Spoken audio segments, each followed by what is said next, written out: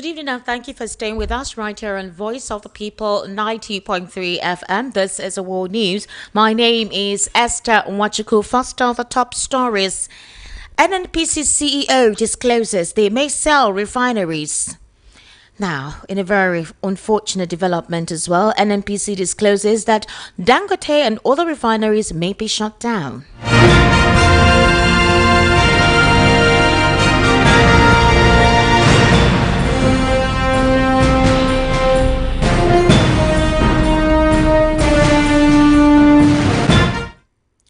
Now, in a recent disclosure, Dangote says NNPC's refineries may never work again. Moving on to Katsina State, 6 die in bandit attack.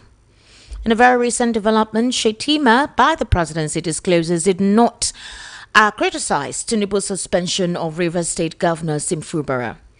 Also, ADC replies Presidency says Shettima is right. Tinubu has no power to remove Fubara. Also, in a very recent development, CTC judgment available for Senator Natasha's resumption at the National Assembly. And the United States Embassy, in a very recent disclosure, refutes Nigeria's claim that visa restrictions were related to the rejection of asylums by the United States of America. Details now.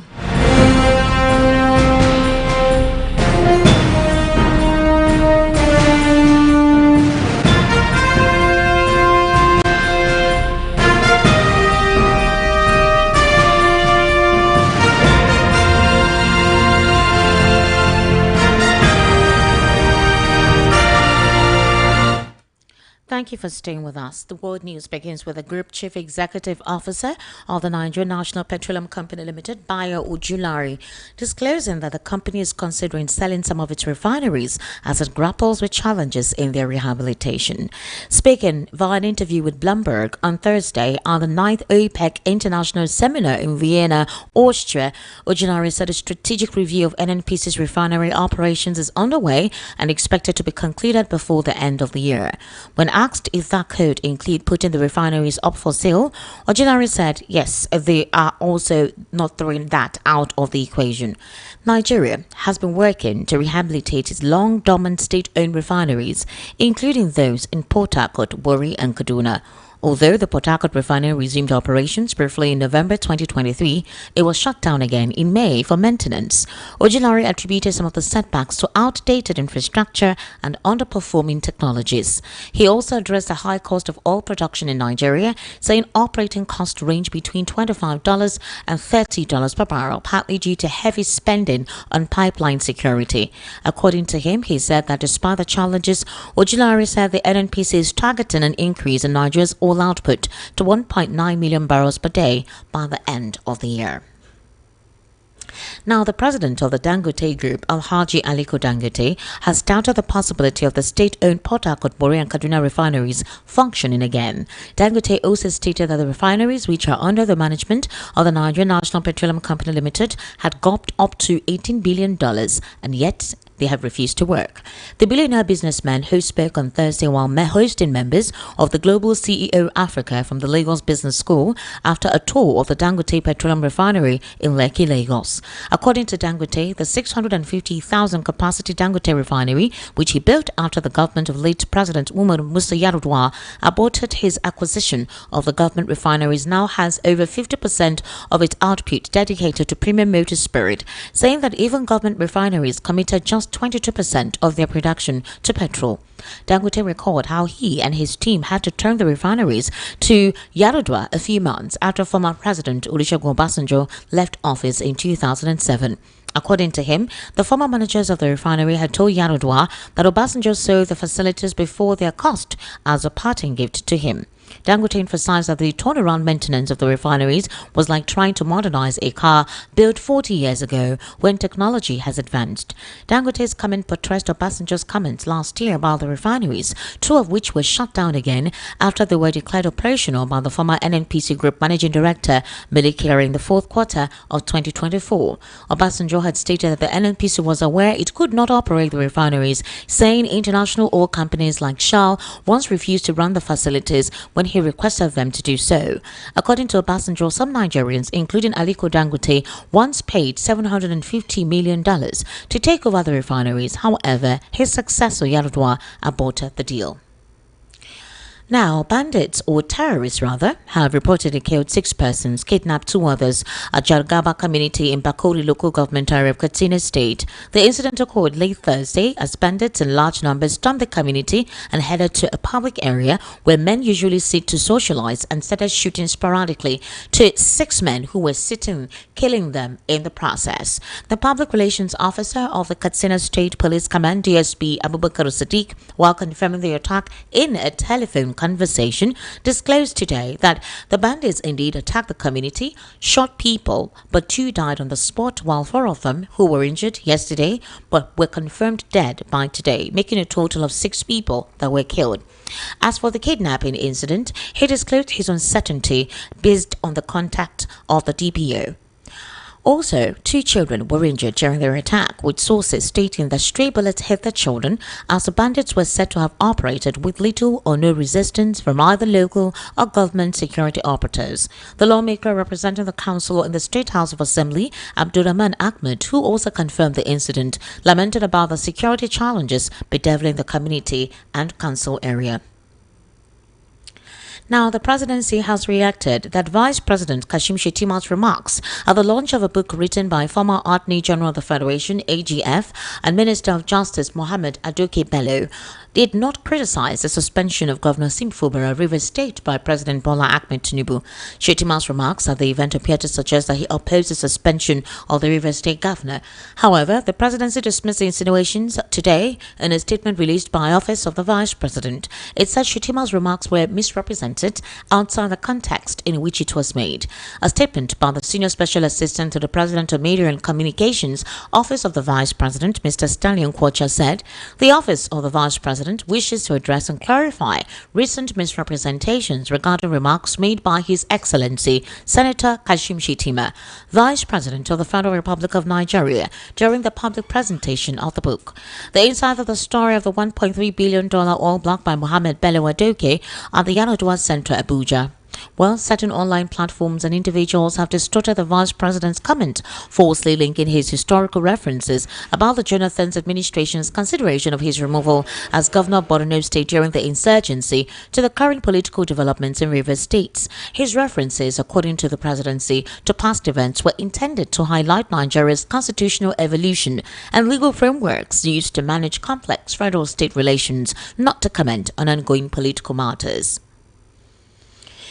Now, the certified true copy of the judgment delivered by Justice Binta Nyako of the Federal High Court, Abuja, in the suit filed by Senator Natasha Akpoti-Uduaghan against the Senate has been obtained, offering clarity on the directive regarding her controversial suspension, the call for her recall. The judgment delivered today led to a public interest, especially following weeks of conflicting interpretations. The suit was filed by Senator Akpoti-Uduaghan against the Clerk of the National Assembly, Senate President Godswill Akpabio, and the chairman of the Senate Committee on Ethics, Privileges and Public Petitions over her March 6 suspension from the Senate. According to the court's ruling, the Senate was not ordered to lift her suspension, but was instead advised to consider recalling her. Quoting directly, Nyako wrote, "All previous order and all pending applications before this court became seized. The matter are hereby set aside, except the originating summons. Preliminary objections and motion for interlocutory injunction will be taken into consideration later." The Senate had accused Natasha Akpoti of speaking out of turn, refusing to occupy her assigned seat, making what they described as unsubstantiated allegations. The suspension thereby followed closely after she filed a petition accusing Senate President Godswill Akpabio of sexual harassment. Now, the United States mission in Nigeria has addressed reports linking the recent reduction in visa validity for Nigerian citizens to diplomatic tensions over asylum policies, stating that the change is part of a broader global review rather than retaliation for Nigeria's refusal to host third country deportees. In a statement issued today, the U.S. mission said the decision to shorten the validity period for most non-immigrant visas to Nigeria is rooted in an ongoing worldwide assessment of visa use, guided guided by technical and security benchmarks. It dismissed suggestions that the policy shift was politically motivated or connected to recent developments involving asylum seekers. The clarification comes amid reports suggesting that the U.S. had linked the updated visa policy to Nigeria's rejection of a proposal to host asylum seekers awaiting U.S. immigration processing, a plan reportedly floated under former President Donald Trump's administration. The arrangement was set to resemble similar deals between Western nations and African countries such as Rwanda and Djibouti.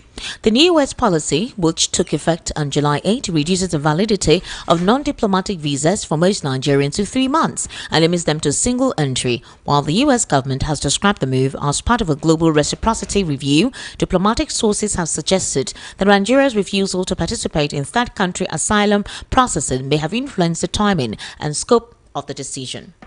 And now let's move on to the nation's capital city there, where our correspondent Folashayo Adigun will actually give us an update of happenings within Abuja, the nation capital, from our VOP studios, VOP 96.1 FM, Abuja.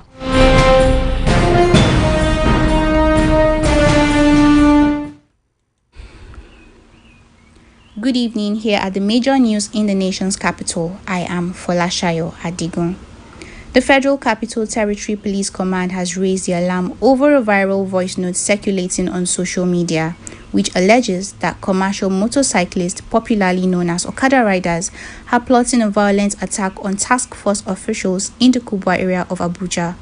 In a statement, the command's spokesperson, SP Josephine Ade, strongly condemned the alleged plot and issued a stern warning to any individual or group considering such an act.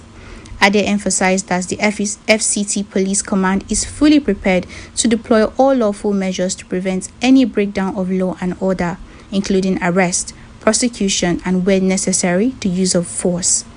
As a proactive measure, the police will increase deployment of personnel and operational assets around the Kubwa axis on Friday, July 11th. Ade clarified that the deployments are preventive and should not be interpreted as a sign of unrest. Residents are urged to remain calm, continue with their lawful activities, and cooperate with security agencies. Minister of the Federal Capital Territory Nyesom Wike has condemned the Supreme Court's ruling affirming the election victory of Edo State Governor Monday Okbeolo in the September 2023 governorship poll. In a statement issued by his senior special assistant on public communications and social media, Larry Olayinka, Wike described the ruling as the final confirmation of the mandate freely given to Okbeolo by the people of Edo State. He urged the governor to remain focused and view the verdict as a renewed call to selfless service. The FCT minister also appealed to the People's Democratic Party (PDP) candidate in the election, Aswerime Igodalo, to join hands with Governor Okbeolo in advancing the development of Edo State. He further called for unity among all stakeholders, stressing the importance of putting the progress of Edo State above political divisions. The Federal Capital Territory Administration (FCTA) has arrested no fewer than 210 individuals, including street beggars, miscreants, scavengers, and suspected criminals following the launch of Operation Sweep Abuja. Acting Director of Social Welfare at the FCTA's Social Development Secretariat, Gloria Owunka, disclosed this on Thursday in Abuja. The arrested beggars consist of 80 men, 58 women, and 72 children, who now have been relocated to a rehabilitation center in Buari. Meanwhile, suspected scavengers, members of the notorious One Chance Robbery Syndicate, and other criminal elements have been handed over to the police for further investigation. Onka revealed that some of the children were trafficked into Abuja from states like Kano and Katsina by unidentified individuals who exploit them for begging, collecting their daily proceeds. She lamented that street begging has become a well-organized business, with people hiring children from other states, transporting them to Abuja early in the morning to solicit alms. In the same development, a chieftain of All the Progressive Congress (APC), Dennis Aikorioge, has thrown his weight behind the Federal Capital Territory's new security and sanitation initiative, Operation Sweep Abuja Clean, calling it a timely and strategic move by FCT Minister Nyesom Wike. Speaking in Abuja, Ikorioge said the operation is crucial in tackling the growing problems of street begging, illegal street trading, scavenging, and the rising threat of one-chance criminal gangs in the city. He described the initiative as more than a beautification effort, calling it a bold security intervention designed to restore order, enhance public safety, and enforce the rule of law in the nation's capital. Ikorioge urged traditional leaders, civil society organizations, political stakeholders, and residents of the FCT to back the operation and work closely with the Joint Task Force coordinating the exercise, which includes various security agencies and government departments. He also encouraged citizens to report suspicious activities to aid in restoring peace and dignity to Abuja. I am Folashayo Adigun. All right, that was our correspondent in our Abuja studios, VOP 96.1 FM in Abuja. Falashade, thank you so much for that particular report. It's time for our analysis segment where I actually have Jerry Walohai right here to help. Let's break down, give a couple of logical reasoning to what we have just read out in the World News at 6. Jerry, welcome. Thank you for joining us today. Yeah, good evening. Good evening. Great to join you, Esther. Jerry, I and you have spoken on several occasions about Nigeria's quagmire and the inanities involved, how it feels like those at the political space take Nigerians for granted. Maybe they think that we're intellectually dormant and there's a vacuum with how we reason, so they can come to the media, use the media for their whims, to with their whims and caprices, dish whatever it is they want to dish out there, and then they think that there are gullible Nigerians, they absorb it. Do you know that the NNPC chief CEO has disclosed that it is not out of the table that they may sell off the refineries? I remember that Atiku Abubakar during the campaign in 2023 actually said this. And the APC and a couple of Nigerians said, what? You want to sell all our properties to your cronies and all of that? And to emphasize and buttress what the CEO said, Dangote has come out to tell us that he doesn't think the Port Harcourt, Kaduna, and Warri refineries will ever work. According to him, he says that the refineries are under the management of the NNPC. They have gulped about $18 billion, yet they had refused to work. So, Jerry, my question is this. You can't tell me that when the government of the day came and gave the promise that they were going to resuscitate these refineries, that they hadn't done their assessment to realize that everything there was old. Everything there, especially the equipment, digital equipment, everything had gone moribund. They saw all of this. You recall that the press, a particular media, was invited to do inspection, and they confirmed to Nigerians that indeed it's supplying petrol. But Dangote and what's his name, Obasanjo, had said something. Can you remember? He said something there he said where the federal government of the day and the NNPC refuted his claim. Yeah. So, Jerry, what is this? I think, first of all, Bayo Nanuga, if he's listening, he owes Obasanjo a lot of apology. And the thing is that I noticed that our elite, political elite, they don't have shame. Wallahi. Yeah, they don't have shame, and they don't care how the people will react, because they found a situation where they can manipulate the people. They feel most Nigerians are gullible. It's just that it has not come to a time where most of those people will be held accountable. And this thing has been on since 1999. And it's rather unfortunate that under a military administration, refineries were working, while all of a sudden, when we have democratically elected leaders, as little as a refinery is now becoming for the mats. Because I don't understand. So why do you go for elective office? Why are you in the business of governance when you don't know what to do? Wait, Jerry, are you telling us that the government put wholesome... Okay, where is the money? The thing is that you were sinking money to something you knew was a failed project. You know what? You lied brazenly, and when others disputed what you said, you insulted. Your supporters said a lot of things. Now, what Obasanjo was calling out that time is what is being verified. That at the end of the day, you're admitting that you may have to sell the refineries. So it was not. They did not refine any product. Where did they get the petrol that they said came out from Warri at the time? I think the excuse for the inefficiencies of government is when they say they want to privatize most of the government sectors. Because I go to a lot, we've seen a lot of other countries where the government is responsible for a lot of sectors. For instance, If the Saudi government decide to privatize the oil sector and so on to private individuals, so what is now the business of those who are expected to lead? They give all their responsibility to others, but when it's time to steal money, you don't see them say, let's privatize the stealing of money. Jerry, it is ridiculous. That's barely a month after they said the Port Harcourt refinery was working with all grandeur and whatever it is. Then they shut it down and said for maintenance, and now we are hearing that it may never work again and they may sell it off. Sell it off to who? So if the equipment and whatever it is in the facility is outdated, who won't buy them? The thing is that they've I think the government of the day has found a habit of lying and deceiving people. In the essence that they find a lot of ways to distract the people from asking the right questions. Because even though you ask the right questions, look at, for instance, this is what the NLC should be fighting. But I remember back then when Yaradua tried to sell the refineries, the NLC were bold enough to clamp down on him and say, you can't sell those refineries. Imagine that refinery was sold as at that time. They knew then that there was no amount of money they put there that will resuscitate the functioning capacity of the refinery. Let me now tell you the truth. And do you know in the budget, every budget, Jerry, every budget, there is money set aside for the maintenance of the refineries. So are you telling me that these guys were the ones siphoning that money to themselves? And I need to wonder, the government needs to explain to us. We're talking about the billions. NNPC needs to explain to us what they have been using all the monies budgeted to the maintenance of the refinery, turnaround maintenance to the refineries, what they've been using it for, if they knew, based on their assessment, that those refineries would never work. What was difficult for this administration to set a template?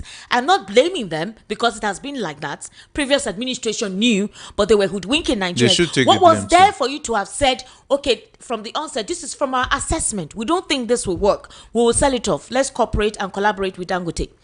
I think the petroleum sector has been engineered, has been wired to as a funnel for some individuals who've called themselves cabals to get rich.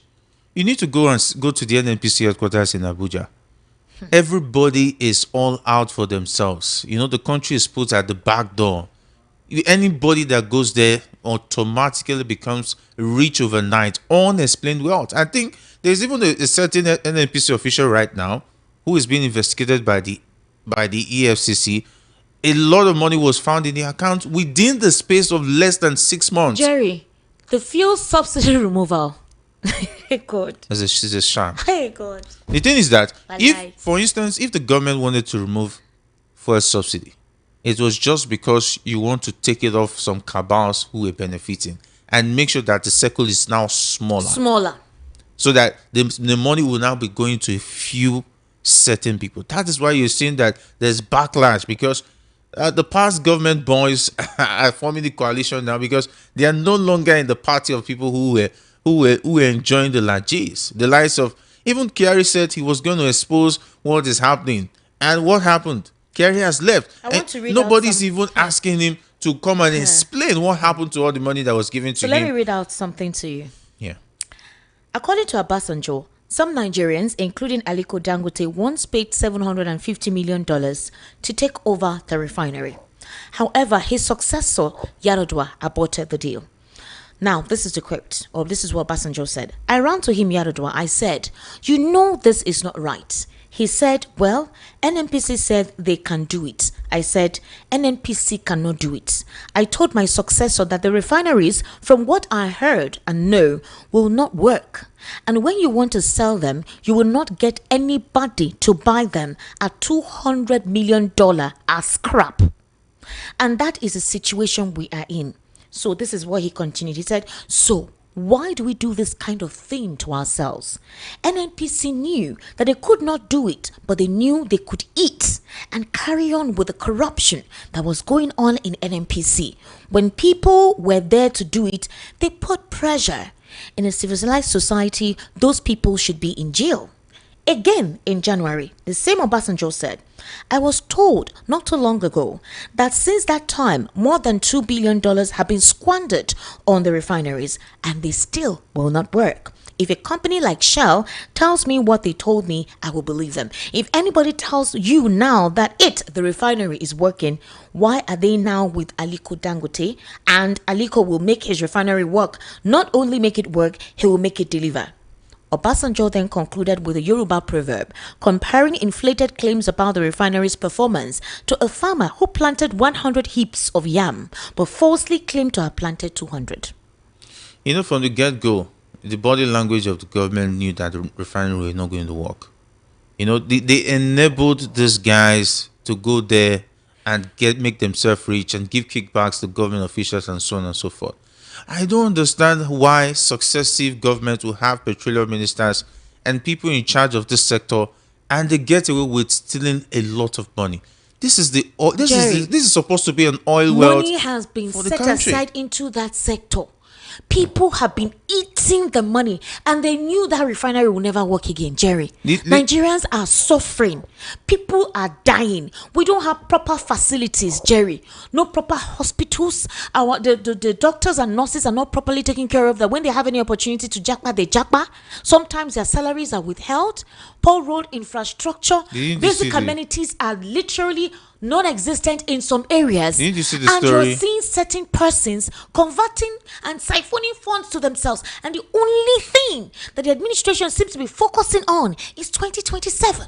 The thing is that, didn't you see the story that the government said that there were glitches? That is why they could not pay June salaries. Of course, that will not happen to the NNPC officials. The thing is that anybody that goes into the NNPC automatically becomes a billionaire overnight. The thing is that these monies we are talking about are in the account of these various officials who have passed through the NNPC. What are they doing to recover this massive amount of loot? We're talking about billions of dollars. You could even imagine that just a few board members, they were appointed not up to 6 months. They were already organizing a party abroad. Private jet was going to take flight then for the officials. Lots of allocations. They were going to have some samba dancers from Brazil and so on and so forth to keep them comfortable. In less than 6 months, you came to a board that is littered with a lot of corruption cases and so on and so forth. The first thing you decide to do is to take a break. You have now arrived. You are now a billionaire. Jerry, it hurts. It really hurts that nobody is asking questions. It hurts. People are collecting money steady. Yeah. They're on a steady payroll. Yeah. Doing nothing. Doing Nigerians absolutely sweat. nothing. You could even understand that some of these people don't even know the amount they have in their account. That's how bad it is. Some of them don't even know what to do with the money they've stolen because they are being enabled. They are being allowed to plunder this country into poverty and so on. Do you know that the NNPC could even tell whole Nigerians that they use 90% of whatever they got as maintenance and taking care of their staff and so on. You remember that they wanted to ask him questions, and the Senate invited him to come and respond to what's going on with the NNPC and some of the refineries and all of that.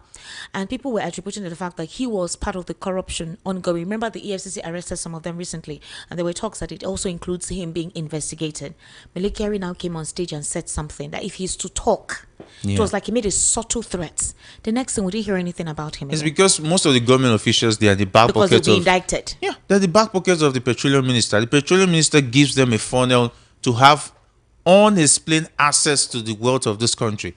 Because how do you explain that all the money you accrued into your account, you used 80% for maintenance and taking care of yourself? So who takes care of Nigerians? Who does oil is supposed to benefit? So Nigerians are left to pick up the crumbs and continue to suffer to even get a minimum wage of 77,000 naira. It's so bad because it's not just with this administration. It's something that has been enabled with the administration before. And when this administration came on board, I would have expected that to set a clean terrain different from just let us know the truth. Status quo continues. You understand? Let's know the truth. The plundering continues. The NNP, the refineries are not working, but we're going to solidly partner with Dangote. It seems his is updated. It took a lot. We can see the refinery that is up to date and all whatnot. We're going to stop monies being funneled to this refinery.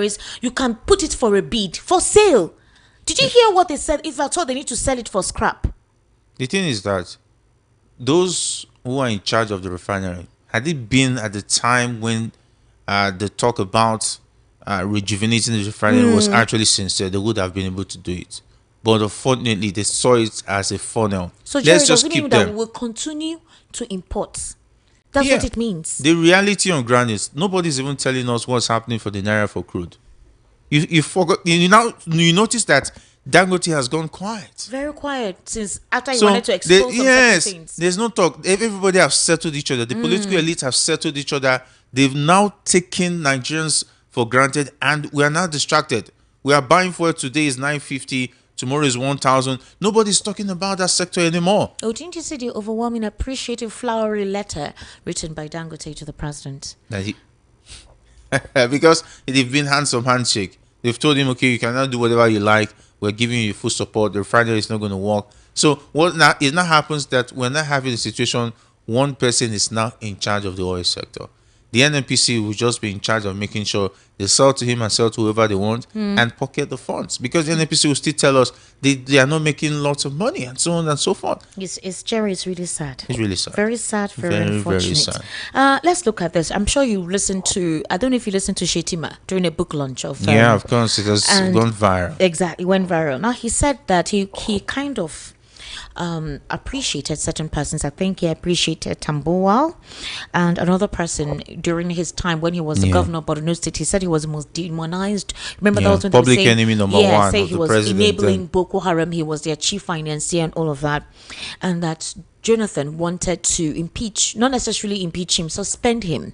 Yeah, wanted to remove him from office. Wanted to remove him, and that about two of them in the Senate said they rebuffed the president and said you don't have the authority to even remove a councillor. To even remove a councillor, not talk of suspending a governor, a duly elected governor. And for him to have made that statement, I don't know if there was any adjustment in the constitution from then until now. A lot of Nigerians now refer to, so that almost happened to you. And you know that in the constitution, or the president doesn't have the authority to suspend a sitting governor, but you enable that of Rivers. And it went viral. A lot of persons were talking about it. What do we have now? The presidency, through the office of the vice president, has come to debunk it, that the vice president wasn't referring to that of Fubara. He doesn't need to refer. The thing is that the word is already out there. And if it was a careless statement... So that means his scenario is different from that of Fubara? Is that what it is? The vice president is known for making careless statements. Are you sure it's careless, or careless the conflict that is being speculated on is obviously there? I'm trying to paint two scenarios, and we already know that there's a bad blood between the president and the vice president, whether we like it or not. They claim that there is nothing going on. No, it is already on, because the Borno Congress that did not even mention him side by side to the ticket of the president ahead of the 2027 election is already a bold statement that Shettima is on his way out. And Shettima will not go down without fighting. That is what he's doing, and he's punching back. And he is punching back, meaning that there might be something in the offing to make sure that Tinubu is not going to find an easy ride in the 2027 elections. And this is a direct indictment of the president that what he did with the River State state of emergency was absolutely illegal, and it was actually backed by the legislature. Even to an extent, Fubara was handicapped. I thought he was going to court. All of a sudden, the so-called PDP deadheads have not said anything about going to court anymore. No, you've seen Fubara lately now. He's literally... it's more like a dog. A defeated governor. a dog that, when the dog ran away from home, and the owner catches the dog back. That is what just happened to Fubara. So everything is all about politics, and the interests of Nigerians are not. It's not the fulcrum. It's not the major point. The rule of law has been thrown into the dustbin, and any country that have a situation where the rule of law doesn't stand, there's bound to be anarchy and chaos. And the thing is that I just hope that the chaos will not bite back at the people who didn't enable it just because they expect good leadership. But unfortunately, these guys have failed to be responsible. They decided that they want to be responsible. Whether we like it or not, we will have to accept the status quo. And it's rather unfortunate for a country that's expecting good dividends of democracy. But how many years of democracy? We've regressed. 8 years of regression, 2 years adding to that, that's 10 years. And we're expecting this to go on for how long?